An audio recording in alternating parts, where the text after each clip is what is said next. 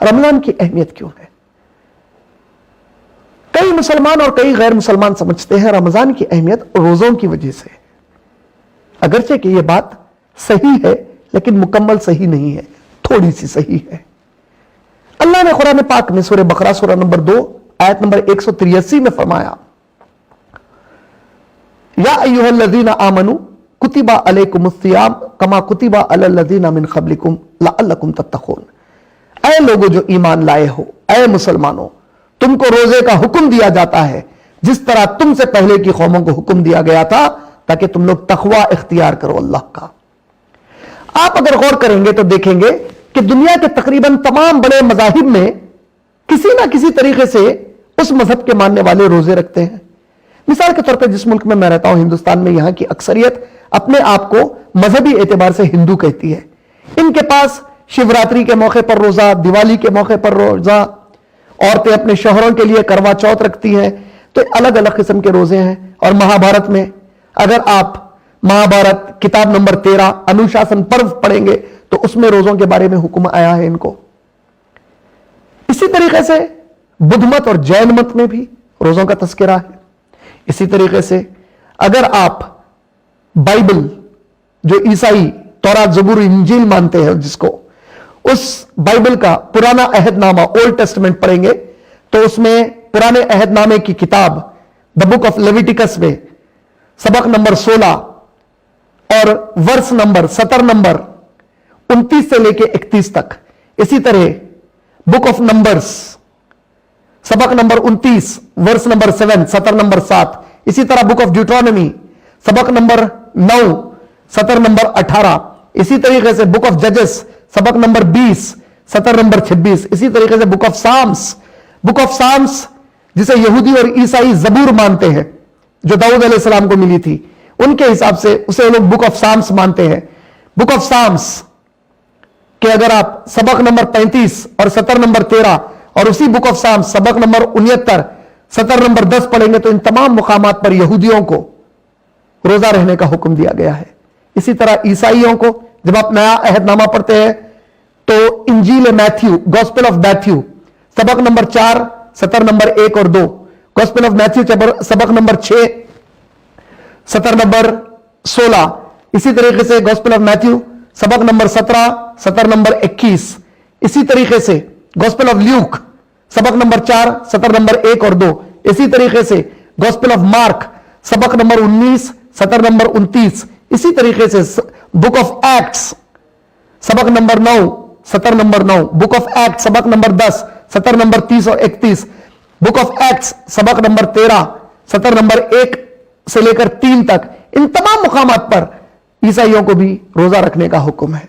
لیکن محمد صلی اللہ علیہ وسلم پر جب قرآن نازل ہوا تو پہلی بار روزوں کا حکم محمد صلی اللہ علیہ وسلم کو ہجرت مدینہ طیبہ کرنے کے 1 سال کے بعد ملا، اور رمضان کے مہینے میں اللہ نے روزہ رکھنے کا جو حکم دیا وہ سورہ بقرہ سورہ نمبر 2 آیت نمبر 183 میں اگرچہ کہ بیان نہیں ہوا لیکن آیت نمبر 184 اور 185 میں اللہ نے حکم دیا کہ تم لوگ رمضان کا پورا مہینہ روزہ رکھو۔ روزے کی وجہ کیا بتائی گئی؟ اللہ فرماتے ہیں سورہ بقرہ سورہ نمبر 2 آیت نمبر 183 میں کہ تم کو روزے کا حکم دیا گیا ہے تاکہ تم لوگ تقوی اختیار کرو، یعنی اللہ کی قربت، اللہ کی رضا حاصل کرو، اور جہنم کے اور تمہارے بیچ میں نیکیوں کی ایک دیوار کھڑی کر لو تاکہ تم کو جہنم کی آگ سے بچا لیا جائے۔ سورہ بقرہ سورہ نمبر 2 کی آیت نمبر 184 اور 185 میں اللہ نے فرمایا کہ رمضان کا پورا مہینہ روزہ رکھو۔ رمضان اسلامی کیلنڈر کا 9th منتھ ہے۔ اسلامی کیلنڈر جو مشہور طور پہ کہا جاتا ہے دراصل وہ مسلمانوں کا کیلنڈر ہے اور اس کا 9واں مہینہ ہے۔ محرم سے یہ شروع ہوتا ہے، ذی الحجہ پہ ختم ہوتا ہے، اس کا 9واں مہینہ رمضان کا مہینہ ہے۔ اس مہینے میں روزے رکھنے کا حکم اللہ نے دیا ہے، اور اللہ نے فرمایا جو لوگ بیمار ہوں یا سفر کر رہے ہوں وہ لوگ رمضان کے دوران روزہ نہ رکھیں، بلکہ رمضان کے بعد جتنے دن انہوں نے رمضان میں روزہ نہ رکھ سکا تھا اتنے دن کا روزہ رکھ لیں۔ یہ بھی حکم سورہ بقرہ سورہ نمبر 2 آیت نمبر 184 اور 185 میں آیا۔ ان تمام باتوں کو دیکھنے سے ہمیں یہ سمجھ میں ابھی بھی نہیں آتا کہ کیا رمضان کی اہمیت روزوں سے ہے؟ آئیے غور کریں کہ رمضان کی اہمیت دراصل کس چیز سے ہے۔ اللہ نے سورہ بقرہ سورہ نمبر 2 کی آیت نمبر 185 میں فرمایا شہر رمضان الذی انزل فیہ القرآن، رمضان وہ مہینہ ہے جس میں ہم نے قرآن کو نازل کیا، ہدی للناس وبینات من الہدی والفرقان، یہ کتاب، یہ قرآن تمام انسانوں کے لیے ہدایت کا راستہ ہے اور فرق کر دیتی ہے حق اور باطل کا، فرق کر دیتی ہے سچ اور جھوٹ کا، فرق کر دیتی ہے حلال اور حرام کا، فرق کر دیتی ہے جائز اور ناجائز کا، فرق کر دیتی ہے اللہ کی رضا اور ناراضگی کا، فرق کر دیتی ہے اللہ اور رسول کی فرمانبرداری اور نافرمانی کا۔ یہ جو کتاب رمضان میں نازل ہوئی تو آپ لوگ محسوس کریں گے کہ اس کتاب سے رمضان جڑنے کی وجہ سے رمضان کی اہمیت ہے۔ آپ غور کر لیں، قرآن جس چیز سے جڑ گئی اس چیز کی اہمیت اللہ نے بہت اونچائی تک پہنچا دی۔ مثال کے طور پہ ایک ابن ماجہ میں حدیث پاک آئی ہے جس کا مفہوم ہے، جس میں نبی پاک صلی اللہ علیہ وسلم نے فرمایا کہ اللہ نے ابراہیم علیہ السلام کو صحف ابراہیم و موسیٰ، بعض کتابیں ابراہیم علیہ السلام اور موسیٰ علیہ السلام کو اللہ نے، جس کا ذکر اللہ نے سورہ اعلیٰ سورہ نمبر 87 کی آیت نمبر 19 میں بھی فرمایا کہ ہم نے ابراہیم علیہ السلام اور موسیٰ علیہ السلام کو مصحف عطا کیے تھے۔ یہ مصحف، یہ کتابیں اللہ نے پاک نبی صلی اللہ علیہ وسلم نے فرمایا کہ پہلی رمضان کو عطا ہوئے تھے۔ تورات موسیٰ علیہ السلام کو نبی صلی اللہ علیہ وسلم نے فرمایا کہ 6 رمضان کو عطا ہوئی تھی۔ نبی صلی اللہ علیہ وسلم نے فرمایا اسی طریقے سے انجیل 13 رمضان کو عطا ہوئی تھی۔ قرآن محمد صلی اللہ علیہ وسلم کو رمضان میں عطا ہوئی۔ تمام 12 مہینوں میں سب سے بڑا مہینہ رمضان کا بنا دیا گیا، بہترین مہینہ، بابرکت مہینہ پورے کا پورا رمضان کا بنا دیا گیا۔ رمضان میں اگر آپ غور کریں گے تو اللہ نے سورہ قدر سورہ نمبر 97 کی آیت نمبر 1، 2 اور 3 میں فرمایا اِنَّا أَنزَلْنَاهُ فِي لَيْلَةِ الْقَدْر، رمضان کے مہینے میں تو 28، 29، 30 دن ہو سکتے ہیں، اس میں سے کب نازل ہوا تو لیلۃ القدر میں نازل ہوا۔ میں فرمایا اِنَّا أَنزَلْنَاهُ فِي لَيْلَةِ الْقَدْر، ہم نے بے شک اس کو قدر کی رات میں نازل کیا۔ وَمَا أَدْرَاكَ مَا لَيْلَةُ الْقَدْر، اور آپ لوگ کیا جانیں کہ قدر کیا چیز ہے؟ لیلۃ القدر خیر من الف شہر، لیلۃ القدر 1000 مہینوں کی لگاتار عبادت سے بہتر ہے۔ 1000 مہینے کتنے برس ہوتے ہیں، کتنے سال ہوتے ہیں؟ ایک سال میں 12 مہینے ہوتے ہیں۔ اگر آپ 1000 مہینوں کو 12 سے ضرب دیں گے تو لگ بھگ 80 سال سے زیادہ کی عمر ہوتی ہے ہماری۔ اگر کوئی ایک شب قدر کی رات میں عبادت کرتا ہے تو اللہ فرماتے ہیں گویا 80 سال سے زیادہ وہ لگاتار 24 گھنٹے میری عبادت کر رہا تھا، اس طرح میں اس کو اجر دوں گا۔ غور کیجئے، قرآن رمضان سے جڑا، رمضان سب سے اونچا مہینہ ہو گیا۔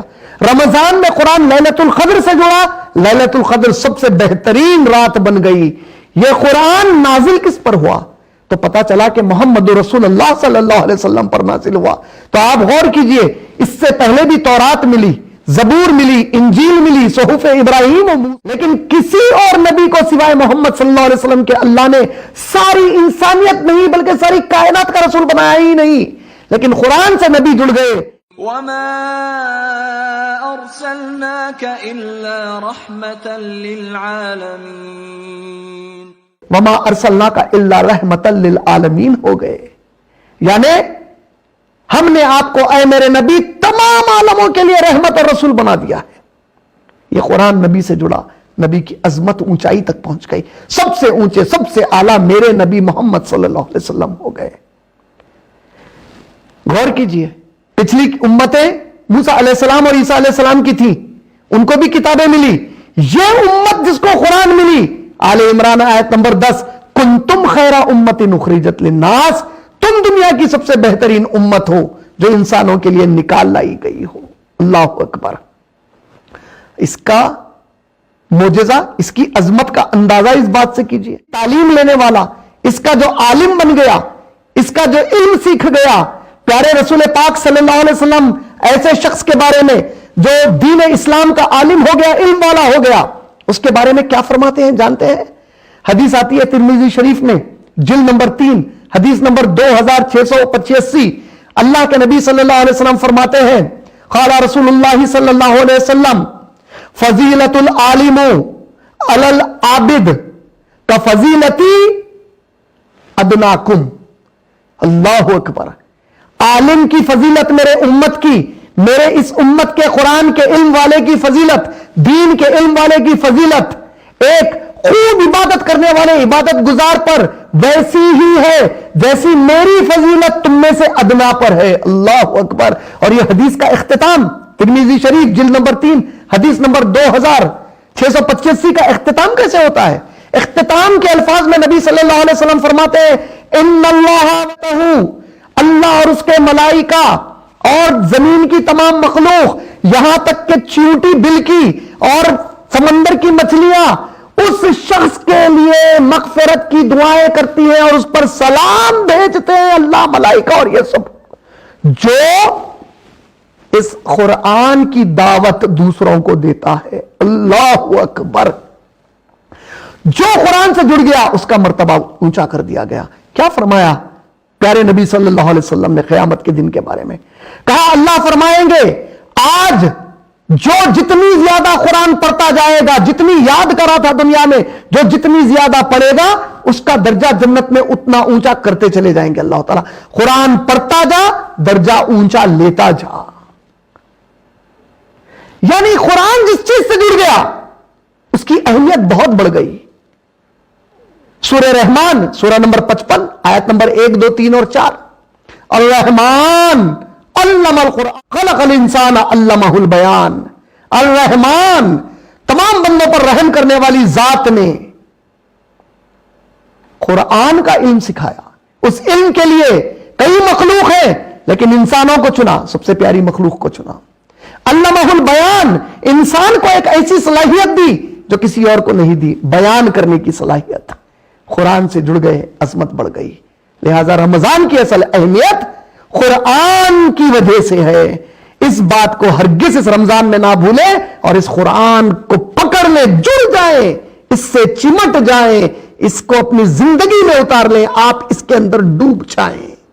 علامہ اقبال کا وہ مشہور شعر، قرآن میں ہو غوطہ زن اے مرد مسلمان، قرآن میں ہو غوطہ زن اے مرد مسلمان، اللہ کرے تجھ کو عطا جدت کردار۔ اے مسلمان مرد عورت، قرآن میں ڈوب جاؤ تاکہ تم کو دنیا کی مثال بنا کر اٹھائے اللہ تعالیٰ، اخلاق کی، کردار کی، دوسروں کے لیے۔